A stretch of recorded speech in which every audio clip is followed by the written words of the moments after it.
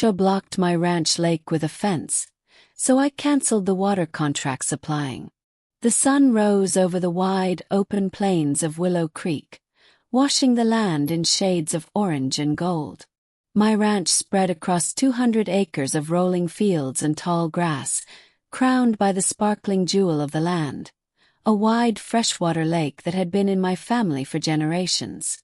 The water was clear as crystal, fed by underground springs, and stocked with fish since my grandfather's time. It wasn't just a lake, it was a piece of heritage and the heart of my ranch. And somehow the HOA thought they owned it.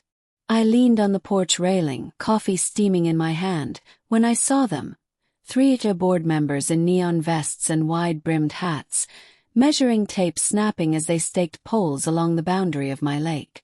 They worked with the determination of surveyors, driving posts into the dirt where cattails grew thick, the sound of their hammers echoing across the still water. I didn't even finish my coffee. "Hey!" I barked, striding across the yard. My boots thudded against the packed earth. "What in the hell do you think you're doing?" The tallest of the trio, a woman named Carol, Queen Bee of the Willow Creek Homeowners Association, looked up with her usual thin-lipped smile. She was the kind of neighbor who corrected you if your garbage can wasn't pulled in by 8:01 a.m., the type who patrolled with a clipboard like she was running the military. "Good morning, Mr. Carter," she said in that condescending sing-song tone. "We're installing a community boundary fence. This lake belongs to the subdivision, not just you. You've had, well, quite a bit of exclusive access." I froze mid-step. My jaw tightened. "Excuse me." Her clipboard snapped shut. "It's a shared community amenity. Families want a safe place to gather, picnic, swim. The HOA board voted unanimously to put up a fence and manage lake access under our jurisdiction." I laughed once, hard and humorless. "Lady, that lake doesn't belong to your subdivision. Belongs to me. It's on Carter Ranch land. Been in my family since 1912. Every inch of it is on my deed." "Property lines can be complicated," Carol said, smoothing her blouse. "We consulted with our attorney, and unless you want to pay for a lengthy legal dispute, I'd suggest cooperating. Besides," she gestured around, "you've got all this land. Sharing the lake with the neighborhood won't hurt you." I took a step closer, staring her down. "You're trespassing. You and your buddies. Pull those stakes out before I call the sheriff." Her smile thinned into a blade. "Do what you need to do. But this fence is going up." By noon, half a line of fence posts already scarred the shoreline. They worked quick, dragging chain-link rolls from a truck parked brazenly on my property. I had no doubt Carol was enjoying every second of it. And as furious as I was, I had one advantage she hadn't considered. The neighborhood, every lawn, every faucet, every swimming pool and flower bed, was fed by one thing: my lake. Years ago, the subdivision developers struck a deal with my father. Instead of drilling costly wells, they contracted with the Carter Ranch to supply fresh water, piped straight from the lake. We maintained the pumps, filtered the water, and sent it downhill. Every month, the HOA paid a fee for the supply. And I was the one with the authority to cancel that contract. That evening, I sat at the kitchen table, staring at the stack of legal documents in my safe. My daughter, Emily, fresh out of college, walked in and found me brooding over them. "Dad, what's wrong?" I explained every bitter detail. She listened, her dark eyes narrowing with each word. When I finished, she leaned back in her chair. "They've got no right," she said firmly. "Grandpa told me that lake was protected land. The deed shows it plain as day." "Exactly," I muttered. "But Carol doesn't care about deeds. She's banking on me not wanting a legal battle. She thinks bullying will work." Emily smirked. "So bully her back." I raised an eyebrow. She tapped the papers. You control the water, Dad.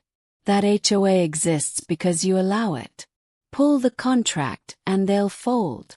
I stared at her, then at the papers, then back at her. Slowly, a grin tugged at the corner of my mouth. You're your grandfather's granddaughter, all right. The next morning I drove my old pickup to the HOA office, a little beige building that used to be a real estate agency. The board was gathered for their Saturday meeting.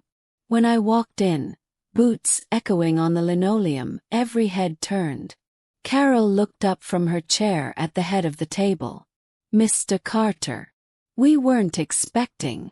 Cut the pleasantries, I said, dropping a thick envelope of papers onto the table with a satisfying thump. That's notice. Effective immediately. The Carter Ranch is terminating the water supply contract to Willow Creek Estates. A stunned silence fell. One board member, a balding man with a nervous tic, stammered. Why, you can't do that. I can, I said flatly. And I just did. You'll have 30 days before the pumps shut off. Carol's face flushed crimson. You're bluffing. The subdivision depends on that water. That's your problem. I leaned on the table, lowering my voice. You think you can steal my lake? Build your little fence. Fine. But you don't get to drink from it anymore. The news spread through the neighborhood like wildfire. By Sunday afternoon, I couldn't go into town without hearing whispers. Cars slowed near my driveway. Neighbors who had smiled politely at me in the past now glared like I'd stolen their firstborn. By Monday, the real panic started. The HOA email chain leaked onto Facebook. Without the Carter Ranch supply, we'll need to drill independent wells. Estimated cost: $1.2 million. Assessment per household: $18,000. Parents wailed about their kids losing showers. Gardeners fretted over lawns turning brown. Pool owners howled the loudest. And through it all, Carol tried to maintain control. She sent out polished emails about temporary water solutions, but I saw her in the grocery store parking lot one afternoon. Her face red and sweaty as a mob of furious homeowners cornered her by the cart return. You said he couldn't cancel it, one man shouted. You promised the lake was community property, a woman added. Carol plastered on her fake smile, but her hands shook as she tried to calm them. I stayed in my truck, watching from a distance. For the first time in years, the queen bee looked nervous. That week, the HOA fence crew stopped showing up. Half-finished posts leaned awkwardly along the lake's edge, abandoned. The chain-link rolls rusted in the grass. But Carol wasn't done. On Thursday, she marched up my driveway in heels, sweat shining on her forehead. Emily watched from the porch as I met Carol halfway. This is extortion, she snapped. You can't hold an entire neighborhood hostage over a fence. You held me hostage first, I said calmly. You trespassed. You tried to steal what was mine. Actions have consequences. Her eyes glittered with rage. The board will sue. We'll tie you up in court until. Until what? Cut in. Until the lawns die, the pools go dry, the houses lose value.